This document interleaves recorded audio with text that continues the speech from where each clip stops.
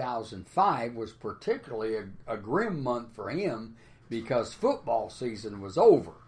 And the brief suicide message that he scrawled with a black marker, it said, "Football season is over. No more games, no more bombs, no more walking, no more fun, no more swimming." 67. That is 17 years past 50. 17 more than I needed or wanted. Boring. I'm always cranky. No fun for anybody. 67. You're getting greedy. Act your age. Relax. This won't hurt.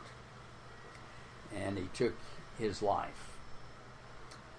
Well, it's a fact of life. Notice Solomon says, "What profit has a man from all of his labors in which he toils?" And again, if you leave God out and eternity, you leave that out of the picture, what gives meaning to this life?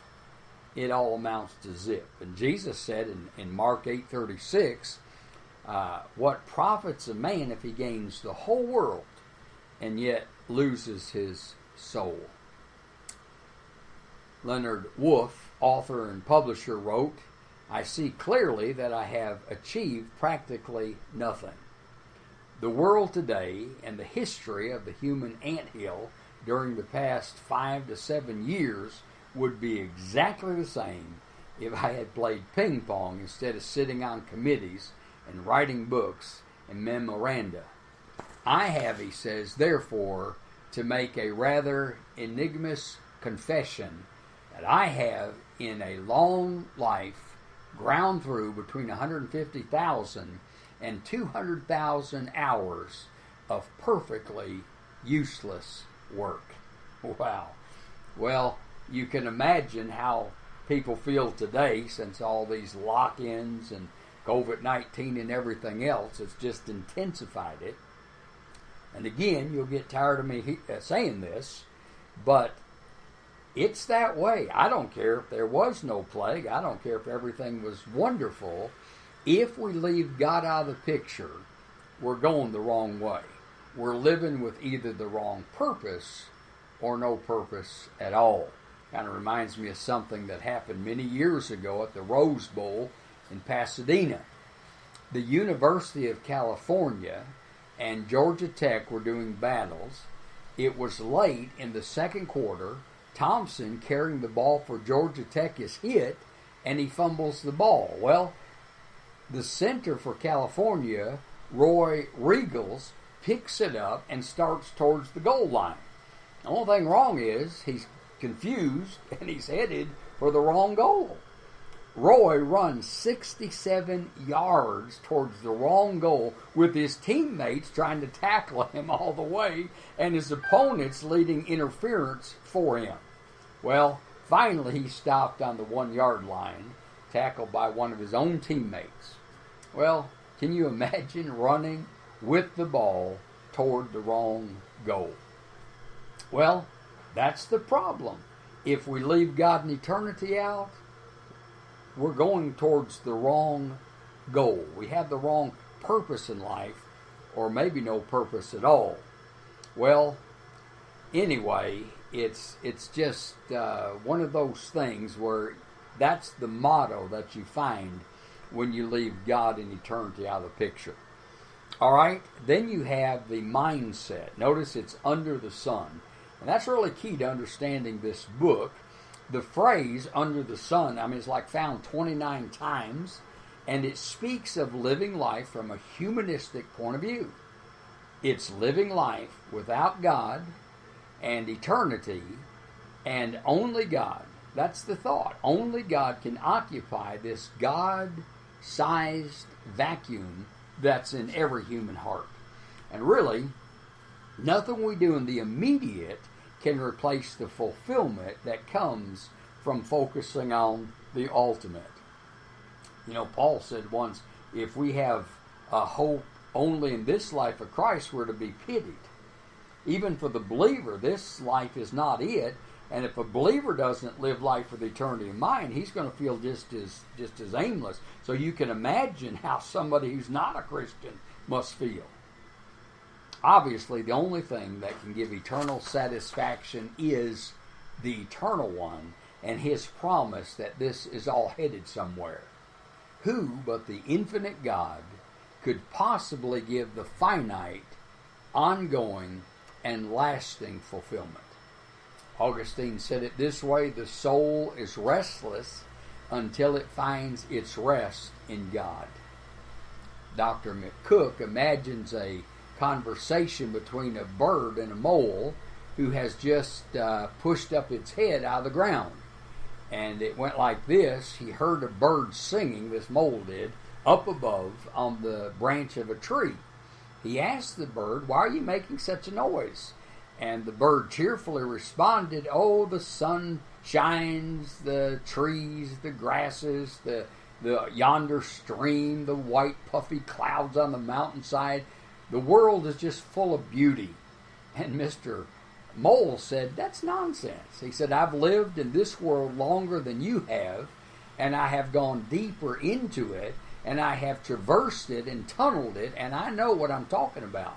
And I tell you, there is nothing in it but worms."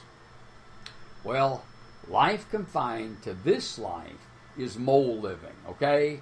There's nothing down here worth getting overly excited about. If all we have is only this life, then to tell you the truth, life sucks. Amen?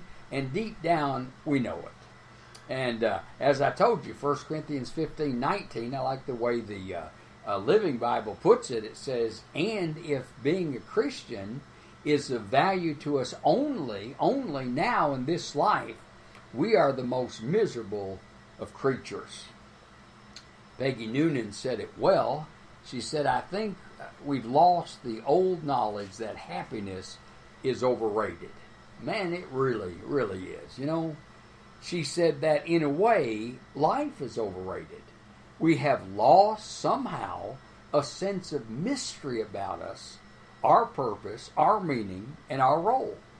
Our ancestors believed in two worlds, and they understood this to be the solitary, poor, nasty, brutish, and short one.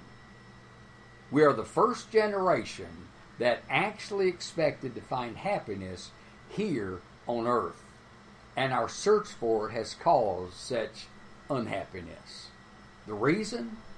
If you do not believe in another, a higher world, if you believe only in a flat material world around you, if you believe that this is your only chance at happiness, if that is what you believe, she said, then you are more than disappointed when the world does not give you a good measure of its riches. You are in despair. A life lived without God in eternity is a life doomed to be a senseless, meaningless existence.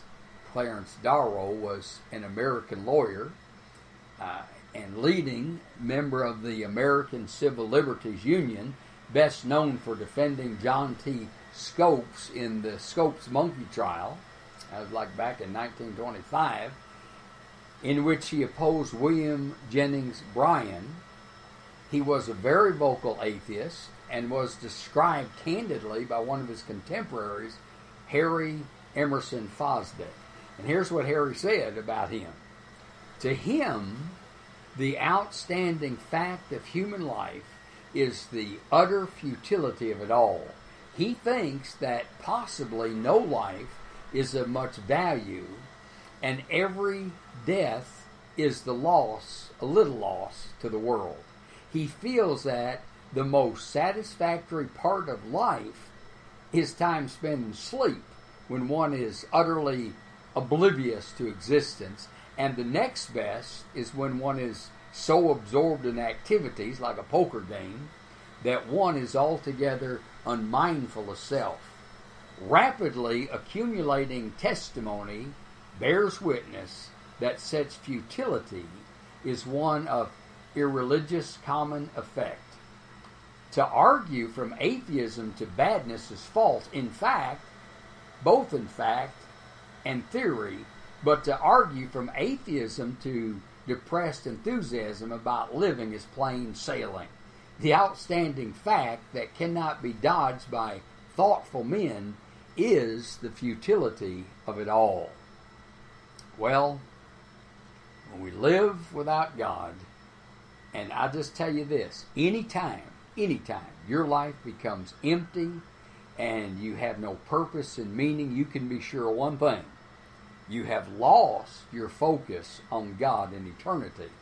And the fact of it is, if you're a believer and you focus on God and you focus on where you're ultimately going, it's not going to be long before you're going to find some real meaning and purpose to life.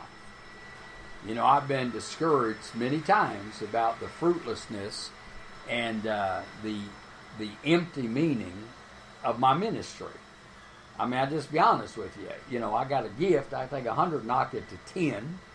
I've always pastored small churches.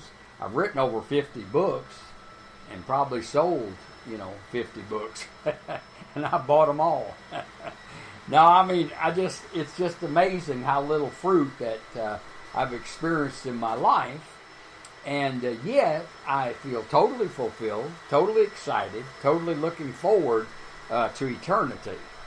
And so I kind of like Watchman Nee. He wrote a book called The Normal Christian Life. Actually, he wrote a lot of books. Anyway, Watchman Nee gives this helpful perspective of things. And I'll close with this. He said this. He said, one day I was walking along the street with a stick, very weak and in broken health. And I met one of my old college professors. He said he looked at me from head to foot and from foot to head. And then he said, now look here. During your college days, we thought a great deal of you. And we had high hopes that you would achieve something great. Do you mean to tell me that this is what you are? And Watchman Nee wrote, my career, my health, everything had gone. Here was my old professor who taught me law in school, asking me, are you still in the condition with no success, no progress, nothing to show? But the very next moment, he said, I really knew what it meant to have the Spirit of glory resting upon me. To the professor, it seemed a total waste to serve the Lord. But that is what the gospel is all about, to bring us to a true estimate of His worth. If the Lord is worthy, then how can it be a waste? He is worthy to be served. He is worthy for me to be His prisoner. He is worthy for me just to live for. Has someone been telling you that you're wasting your life by sitting still and not doing much? Then remember this, that He will never be satisfied without our wasting ourselves upon Him. That's pretty cool, isn't it? That's words that if you take to heart, really has some meaning. At least it does to me. Well, that's the first part, and Lord willing, we'll catch you next time.